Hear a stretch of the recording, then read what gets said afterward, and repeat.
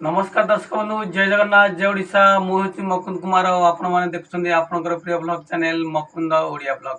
तो आज गोटे नूतन वीडियो को आपण स्वागत करुच्ची। चलतु वीडियो स्टार्ट करवा। आज वीडियोटी अच्छी आमर सुभद्रा योजना बहुत दिन अपेक्षा पर आज आमर ओडिशा सरकार बाहर कर सुभद्रा योजना एसओपी। तो आसीगला एसओपी कौन एसओपी एसओपी अनुसार आज आम जाना सुभद्रा योजना सब कौन सब आम फर्म सब लिखा अच्छी ये देखो सुभद्रा योजना ये फर्म आसी 4 पेज विशिष्ट यही फर्म रे हमर कौन कौन सब उल्लेख अच्छी आपण मैंने देखु। प्रथमतः आमर गोटे योग्यता स्थायी बासिंदा आ द्वितीयतः बयस कौन रही 1 जुलाई 2024 सुधा हिताधिकारी बयस 21 वर्ष कि तार अधिक एवं 60 वर्ष रु कम हो। तो ये सब नहीं आमर जो आसी द्वितीयतः लिखाई कौन राज्य कि केंद्र सरकार योजना अधीन मासिक 1500 टंका अथवा चतुर्थ कि वार्षिक 18,000 टंका अथवा चतुर्थ आर्थिक सहायता राशि पाऊना। तापर आमर कौन लिखाई कि मो परिवार रे कौन सदस्य वर्तमान कि पूर्वतन एमपी कि एमएल नुहति। परवर्ती कि मो परिवार कौन सदस्य आयकर दाता नुहति। कि मो परिवार कौन सदस्य कौन सहरांचल स्थानीय संस्था कि पंचायती राज अनुष्ठान रे जड़े नियमित निर्वाचित जनप्रतिनिधि नुहति वार्ड मेंबर काउंसिलर व्यतीत।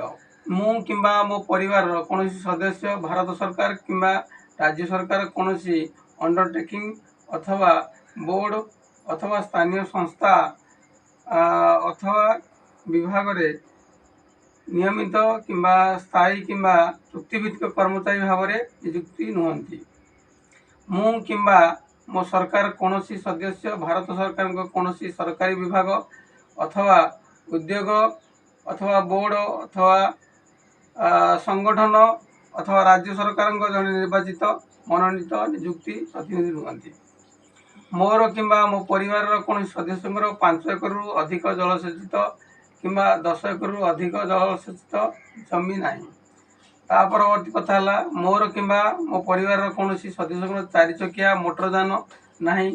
4 चकिया जान कहले आम ट्रैक्टर मिनी ट्रक एवं छोट वाणिज्यिक जान एवं अन्य सामान हल्का मालवाही जान व्यतीत।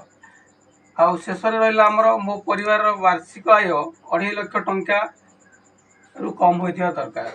तो परवर्ती कथा कौन घोषणानामा रही मोर प्रामाणिक मान्यता पाइबापी यूआईडीआई रु मोर आधार नंबर एवं जनसंख्या विवरणी हासिल निमंते मो ओडिशा सरकार अनुमति प्रदान करुच्ची। यही उद्देश्य निजक प्रमाणीकरण कर मोर कौन आपत्ति ना एवं संपूर्ण भाव ज्ञात जे सूचना केवल उपरोक्त उद्देश्य व्यवहृत होगा। द्वितीयतः मोर अतिरिक्त एटीएम कम डेबिट कम कार्ड जारी रखापी मोर आधार सक्षम बैंक अकाउंट रक्षणाबेक्षण कर बैंक को परामर्श देवाई मुझा सरकार को अधिकार देउछि।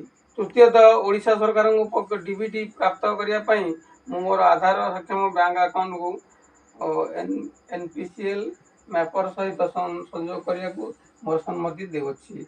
4 मु सहमत जे ओडिशा सरकार सुभद्रा मोर परिचय प्रतिष्ठा और प्रमाणित करने को मोर आधार संख्या व्यवहार करें। आउ पंचम रहा कौन मु सुभद्रा अधीन समस्त नियम और शर्तावली एकमत।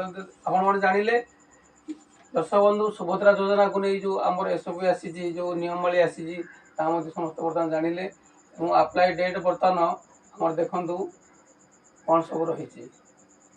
अप्लाई डेट रही आमर 17 सेप्टेम्बर 2024 आ लास्ट डेट किसी तार बाहर एज लिमिट जानिले 21 रु 60 वर्ष।